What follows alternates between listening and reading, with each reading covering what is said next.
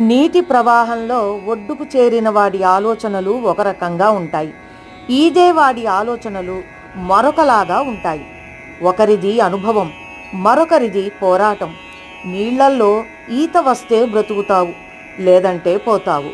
కానీ ఈ జనం మధ్య బతకాలంటే ఇంకా చాలా విద్యలు తెలిసి ఉండాలి. నీకు ఏమి ఇవ్వాలో తెలిసిన ఆ దైవానికి ఎలా ఇవ్వాలో కూడా తెలుసు. నీకు ఆయువు పోసిన ఆయనకి నీ ఆపదను తొలగించడం కూడా తెలుసు. అందుకే కష్టం వచ్చిందని కంగారు పడకు, సుఖాలు రాగానే సంబరపడకు.